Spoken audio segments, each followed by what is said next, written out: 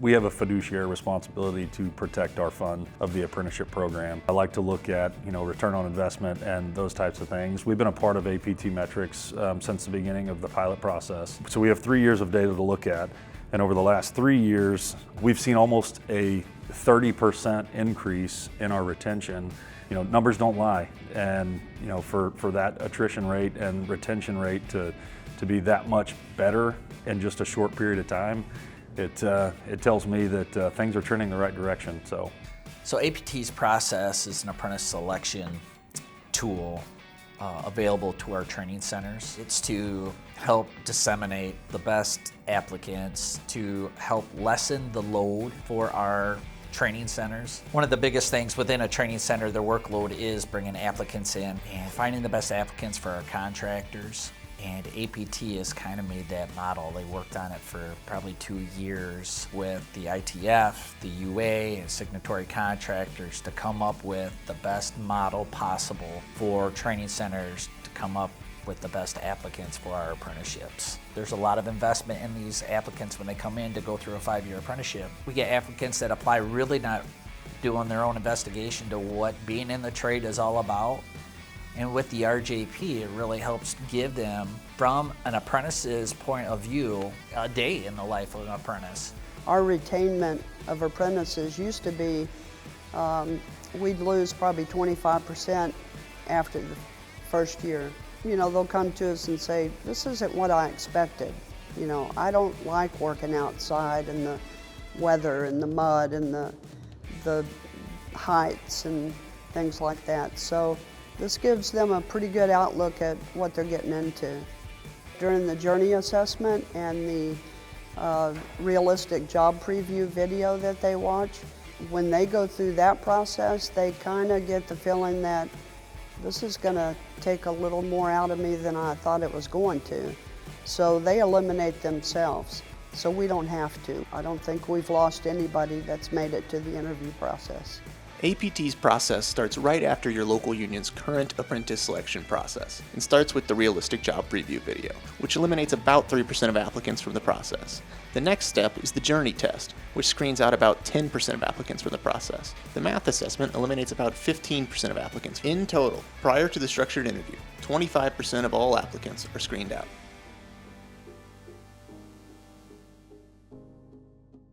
So whenever somebody comes in freshly, they don't know what to do, how to even get started, we do have a one-page application that they do on our website. Applicants have access to the realistic job video on our website. That's one of the first things they watch. So once we have all the required documents, the one-page application, then we're ready to start scheduling applicants to test. We actually take both the journey assessment and the math assessment the same day, so that also eliminates you having to call them to come to the training center twice.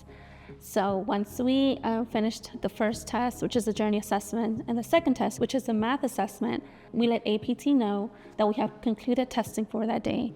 The turnaround time to get the results is usually 1 to 2 days. And at that point, you will know who will be eligible to go on to the interview, which is the next step in the selection process. Most young applicants going into an interview like this have never interviewed before for a job.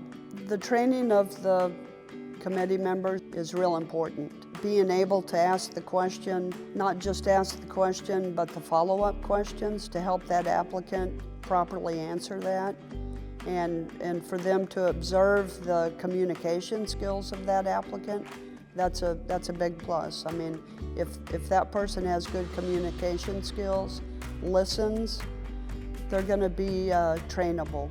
One of the largest differences I've seen since we started utilizing the APTmetrics program is that before an applicant comes to us, they've been vetted, so we know that they have the basic math skills, reading comprehension, things of that nature, that's all handled up and addressed up front. We know they've got the basic skills that they're going to need to be successful within the program.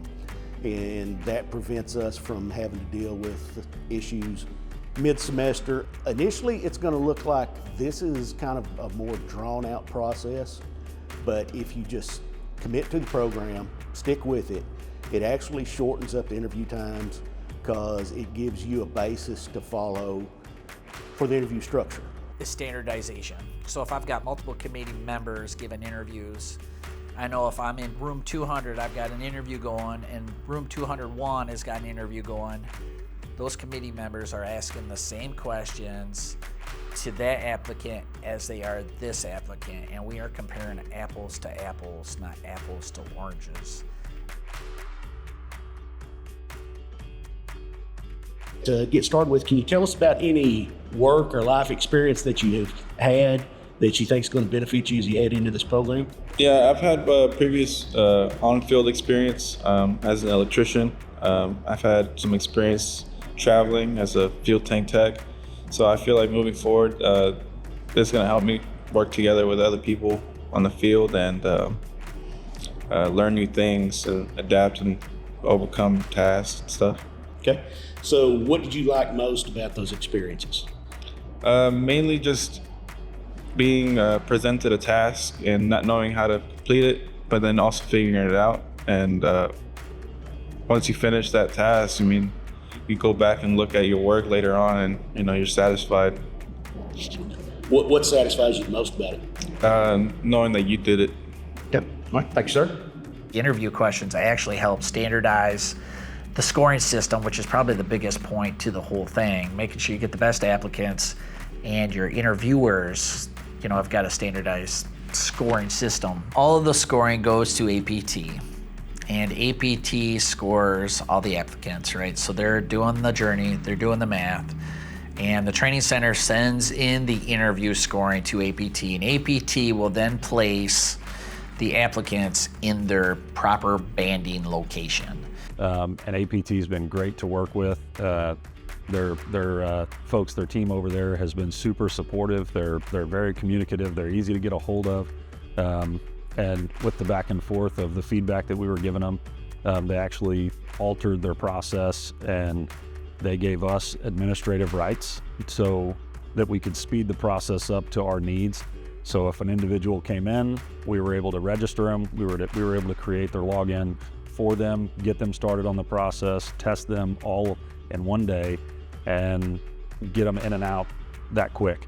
Now our applications are done online, so when they apply, their logins get created, the realistic job preview gets sent to them with next steps, follow-up being come in, take your exams, and we get instant results, and then they're able to go to work the next day. The amount of time and money and energy saved by using their process has really helped our program out a lot. It's a validated process. From a legal standpoint, if you use the selection process in its entirety, because of the fact that it's a validated process, you're protecting your fund. So someone can't come in and say, I wasn't selected into the program because I'm a female. The selection process, when used the way that it's intended and designed to function, it works. And so it doesn't matter. It removes those biases, and it makes it to where it is a fair process for every individual that comes in and goes through it.